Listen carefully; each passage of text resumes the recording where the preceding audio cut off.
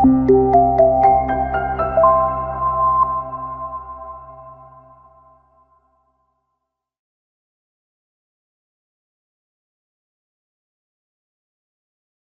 semuanya, welcome to BNCC Content Marketing Overview. Perkenalkan, nama saya William Casey, saya backgroundnya memiliki marketing agency, sehingga saya ntar bakal mengedukasi kalian mengenai apa itu content marketing. Kemudian di sini ada partner saya juga, Azal Naufal, dia dari backgroundnya Digital Business Innovation, dan kita akan menjelaskan bareng-bareng mengenai apa itu content marketing. Bisa lanjut aja ke slide selanjutnya untuk overview-nya.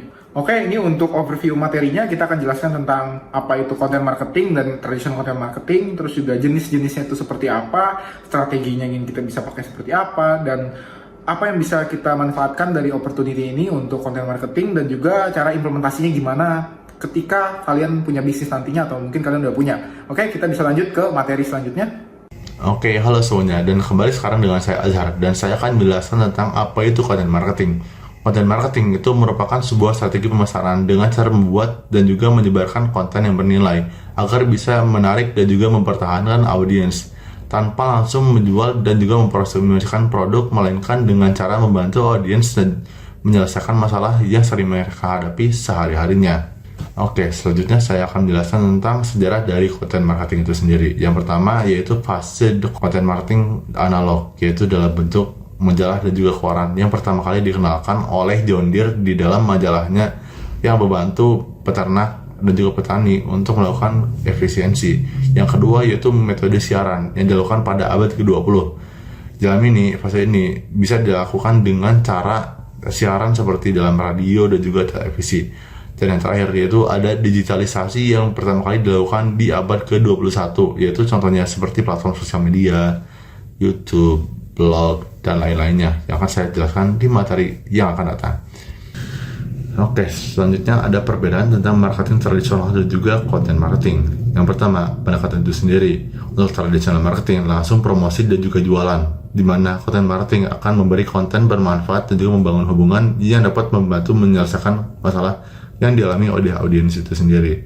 Yang kedua yaitu ada komunikasi, di mana tradisional merupakan komunikasi satu arah dari brand ke audiens, di mana content marketing memberikan leluasa untuk audiens agar bisa memberikan feedback kepada si brand itu sendiri. Yang ketiga ada media yang digunakan, seperti untuk konten tradisional ini bisa dilakukan dengan koran, TV, radio, dan juga lain-lainnya. Dan mana dalam content marketing bisa dilakukan dengan blog, media sosial, dan juga video, dan juga email.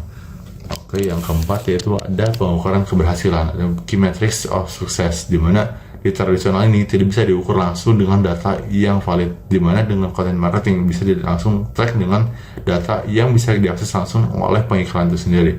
Selanjutnya ada penargetan audiens, di mana content tradisional tidak bisa dilakukan dengan penargetan yang spesifik ke demografi tertentu, di mana dengan content marketing bisa dilakukan dengan penargetan yang spesifik terhadap minat dan juga demografis dari audiens itu sendiri. Dan yang terakhir yaitu ada umur dari kontennya, di mana konten tradisional hanya bisa sekali tayang dan juga sudah hilang. Tapi dengan konten marketing bisa langsung tayang terhadap berkali-kali dan juga akan tetap relevan. Selanjutnya yaitu ada jenis dari konten marketing itu sendiri. Yang pertama ada artikel dan blog, yang kedua ada video, ketiga infografis, yang juga e-book dan white papers, podcast, email marketing, dan juga media sosial. Oke, selanjutnya ada the B2B sales funnel. Yang pertama dari awareness, bagaimana si audience aware terhadap brand kita. Yang kedua ada consideration, di mana si audience ini akan consider apakah produk kita ini layak untuk dibeli atau tidak. Yang ketiga itu yang terakhir adalah decision, di mana audience ini sendiri akan mendecide apakah dia akan menggunakan jasa atau produk dari suatu brand, dan juga akan memutuskan untuk brand mana yang akan dia pilih. Dan terakhir ada di sales, di mana proses si audiens akan melakukan transaksi itu sendiri. Oke, untuk strategi ini sangat unik ya. Jadi yang pertama, kita lebih fokus ke brand awareness contohnya. Ini key performance indicator ya. Jadi kalau brand awareness, kita lebih fokus ke customer tahu tentang brand kita aja. Udah itu cukup itu aja, dan kita branding. Dan habis itu ada juga lead generation. Ini lebih fokus kita ngambil database customer dari mereka punya email, misalkan dari pop up itu kita ambil emailnya, kita simpan, habis itu kita punya database gitu ya, itu lead generation. Terus habis itu ada customer engagement, contohnya ya kayak UGC misalkan, itu user generated content. Kalau saya bayar endorse influencer untuk peragain mengenai produk kita ini kayak gimana, ntar banyak komennya, misalkan komen XY untuk dapetin paket apa gitu ya. Ntar komen itu fokusnya engagement. Nah, habis itu juga ada SEO, itu lebih fokus ke kita punya website dapat traffic, kita bayar Google misalkan, itu bisa juga. Terus yang terakhir ada conversion. Ini mungkin kalau main ads lebih tahu ya, kita lebih fokus ke dapetin penjualan. Misalkan di akhir-akhir call to actionnya itu klik di sini untuk dapetin diskon berapa persen misalkan. Itu salah satu contohnya. Oke? Jadi kita lanjut ke know your customer. Jadi semua hal ini bisa kalian lakukan kalau kalian udah tahu customer kalian. Karena pesannya bisa beda-beda. Dari misalkan awareness-nya, mereka nggak tahu tentang produk kalian, mereka nggak tahu punya masalah, atau mereka tahu punya masalah. Itu 15 detik pertama dari video kalian itu akan berbeda cara penyampaiannya. Dan kalian juga akan berbeda penyampaiannya jika kalian menyampaikan ke wanita atau ke pria. Itu harus tahu customer kalian ini memfokuskan kemana dulu awalnya. Itu yang pertama. Oke, kita bisa lanjut materinya ke strategi organik dan paid ads. Nah, kalau organik ini simpel aja ya. Kalau contohnya dari sosial media, kita nggak boost, itu organik bisa fokus ke awareness sama retensi kliennya, sehingga lebih banyak customer yang akan re-engage lagi ke brandnya. Nah, habis itu kalau paid ads itu lebih condong ke ya misalkan Facebook ads, kita bayar Facebook untuk boost kita punya konten, tapi lebih fokus ke conversion atau leads. Karena apa? Karena kita perlu balik modal untuk bayar ads-nya lagi biar ntar bisa jalan lebih lama. Nah, itu simpelnya. Nah, kalau kita udah tahu itu semua, konten, funneling, terus abis itu jenis-jenisnya dan gimana cara kita implementasikan dengan tahu customer kita perlu produk yang menarik. Itu yang paling penting. Produknya kalian harus bagus banget. Jadi gimana kalau buat produk yang paling bagus? Itu caranya simple. Jadi yang pertama kita lebih fokus ke fondasinya dulu. Promise kita apa? Let's say janji saya ini adalah meningkatkan 20% CTR kalian dari videonya. Nah, habis itu delivery gimana? Apa yang didapatkan oleh klien gitu ya? Apa yang didapatkan oleh klien? Kalian akan dapetin 10% pertumbuhan sales misalkan dari cuma ubah CTR itu doang. Karena dapat traffic lebih banyak, dapat traffic lebih bagus. Misalkan kayak gitu. Nah, itu yang klien dapatkan gitu ya. Terus apa dong pembedanya saya dengan yang lain gitu ya? Kalau saya misalkan pakai voice AI untuk di cloning, habis itu videonya saya pakai misalkan AI-nya bisa ngomong, jadi produksinya lebih cepat gitu ya, dan hasilnya juga bagus banget. Terus saya juga ada pengalaman 10 tahun di bidang copywriting misalkan, jadi hasilnya udah pasti bagus punya gitu ya. Jadi itu salah satu USP-nya. Jadi yang pertama sih biasanya saya condongin itu speed, kecepatan. Misalnya saya bisa order ini 1 hari bisa langsung selesai gitu ya. Itu sangat penting. Habis itu yang terakhir risk reversal. Ini lebih condong ke misalkan kalau kalian nggak dapat 10% penjualan tadi, saya balikin duitnya 100%. Jadi nggak ada resiko untuk kalian beli produk saya. Itu yang benar-benar sangat powerful, sehingga nggak ada resikonya untuk kita beli.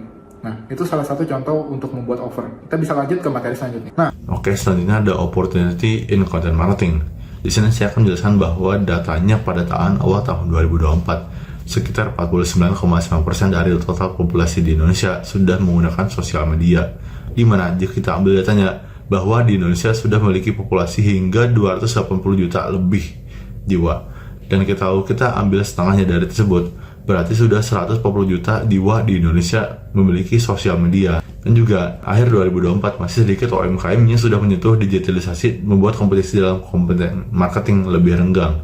Di sini kita bisa lihat datanya kalau pada tahun 2024 jumlah UMKM dalam skalanya sudah menyentuh untuk 66, dan juga target UMKM untuk go digital baru hanya 30, di mana membuat kompetisi dalam konten marketing ini lebih rendah dibandingkan masa yang akan mendatang. untuk implementasinya simpel aja, ini adalah kesimpulan hitungannya ya. Jadi yang pertama ya kalian harus tentukan tujuan konten kalian ini apa, awareness atau conversion atau retargeting. Habis itu kalian juga harus tahu customer kalian seperti apa. Kalian harus benar-benar analisa pakai 5W1H atau apapun itu. Kalian harus tahu customer kalian itu seperti apa, ngomongnya seperti apa, bisa dicek di komen-komen Instagram, YouTube atau Amazon gitu ya, bisa dicek. Nah, habis itu kalian harus buat konten yang berkualitas berdasarkan kalian punya kompetitor. Ini kompetitor melakukan ini, hasilnya berhasil, kalian bisa modeling terus kalian buat lebih bagus. Itu caranya. Nah, habis itu terakhir ada 2 lagi, distribusi kontennya. Kalian mau masukin ke sosial media atau SEO, terus kalian harus bisa analisa matrix juga. Misalkan dari Facebook Ads, kalian lihat, oh ROAS-nya pendek nih, kenapa nih ROAS-nya kecil, kenapa CTR kecil, kalian bisa melakukan improvement dari matriksnya. Jadi kalian tahu masalahnya itu di mana, di videonya kah, di websitenya, atau di mana. Itu sangat penting untuk marketing. Oke, kita bisa lanjut ke materi selanjutnya. Oke, jadi materi review yang pertama itu sangat simpel. Dalam strategi konten marketing berbasis funnel, manakah dari pilihan berikut yang paling tepat untuk tahap middle of funnel? Nah, gimana guys? Jawabannya itu, kalau kalian bisa stop dulu, jawabannya adalah D. Jadi, menawarkan ebook dan webinar untuk mengedukasi prospek lebih lanjut. Nah, selanjutnya, gimana strategi berikut yang paling efektif dalam meningkatkan retensi pelanggan melalui konten marketing? Nah, untuk retensi ini jawabannya adalah C. Karena mengirim email personal dan rekomendasi produk berdasarkan histori pembelian itu salah satu contoh konten marketing yang efektif untuk retensi kita punya klien. Nah, yang ketiga, dalam strategi paid content marketing, manakah dari berikut ini yang paling sesuai untuk menargetkan audiens yang sudah pernah mengunjungi website tetapi belum mau beli? Nah, berarti situasinya mereka udah ke website kalian, mereka udah tahu tentang produk kalian, tapi mereka belum mau beli nih. Nah, itu contohnya namanya ya retargeting ads. Bisa kita Facebook taruh list yang emang orang udah pernah visit website kita tapi belum pernah beli. Nah, itu salah satunya. Oke, bisa lanjut ke pertanyaan materi berikutnya. Oke, kuis keempat. Apa perbedaan utama konten marketing dan juga tradisional marketing? Oke, bisa di-post dulu ya. Dan jawabannya, nah, memberikan nilai ke audiens. Media utama dalam konten marketing adalah, bisa di-post dulu ya. Jawabannya C, blog, media, sosial, dan juga video. Oke, pertanyaan terakhir nih. Kenapa konten marketing lebih mudah untuk diukur? Bisa di-post dulu ya. Oke, jawabannya itu yang C, bisa dianalisis pakai data yang sudah dikumpulkan. Oke, selanjutnya ada kesimpulan. Konten marketing adalah strategi pemasaran yang menarik audiens melalui konten bernilai.